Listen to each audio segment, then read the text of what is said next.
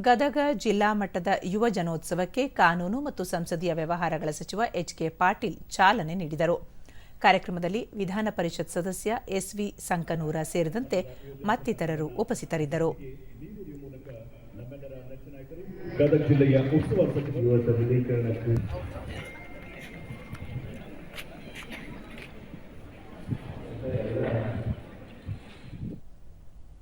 ಬಳಿಕ ಸಚಿವ ಎಚ್.ಕೆ. ಪಾಟೀಲ್ ಸಾಹಿತ್ಯ, ನೃತ್ಯ, ಸಂಗೀತದಂತಹ ಸಾಂಸ್ಕೃತಿಕ ಕಲೆಗಳಿಂದ ಯುವ ಸಮುದಾಯ ದೂರವಾಗುತ್ತಿದೆ.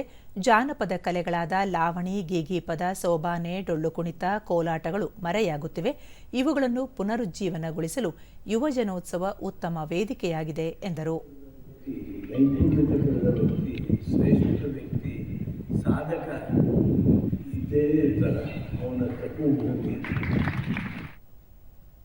ದೂರದರ್ಶನದೊಂದಿಗೆ ಶಿಬಿರಾರ್ಥಿ ಭಾಗ್ಯಶ್ರೀ ಹಳ್ಳಿಕೇರಿ ಮಠ ಪ್ರತಿಭೆಗಳನ್ನು ಗುರುತಿಸಲು ಆಯೋಜಿಸಿರುವ ಯುವ ಜನೋತ್ಸವದಲ್ಲಿ ಸಾಹಿತ್ಯ, ಜನಪದ, ನೃತ್ಯ ಸೇರಿದಂತೆ ಹಲವು ಪ್ರಕಾರಗಳಲ್ಲಿ ಅವಕಾಶ ಕಲ್ಪಿಸಲಾಗಿದೆ ಎಂದರು. ನಾನು ಸಾಹಿತ್ಯ ಕತೆ ಬರೆಯುವ ಸ್ಪರ್ಧೆಯಲ್ಲಿ ಭಾಗವಹಿಸಲು ಬಂದಿರುವೆ. ಬಹಳಷ್ಟು ಸ್ಪರ್ಧೆಗಳು ಇಲ್ಲಿ ನಡೆಯುತ್ತವೆ. ಅನಘ ಬಿ. ಕುಲಕರ್ಣಿ ನಮ್ಮ ಸಂಸ್ಕೃತಿಯನ್ನು ಪ್ರತಿಬಿಂಬಿಸುವ ಇಂತಹ ಕಾರ್ಯಕ್ರಮಗಳು ಹೆಚ್ಚು ಆಯೋಜಿಸಬೇಕು ಎಂದು ಹೇಳಿದರು.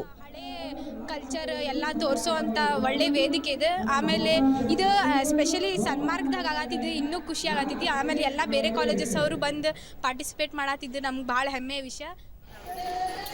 ಯುವ ಜನೋತ್ಸವದಲ್ಲಿ ಡೊಳ್ಳು ಕುಣಿತ, ಕೋಲಾಟ, ಜಾನಪದ ಹಾಡುಗಾರಿಕೆ ಸೇರಿದಂತೆ ಹಲವು ಸಾಂಸ್ಕೃತಿಕ ಕಾರ್ಯಕ್ರಮಗಳು ನಡೆಯಿತು.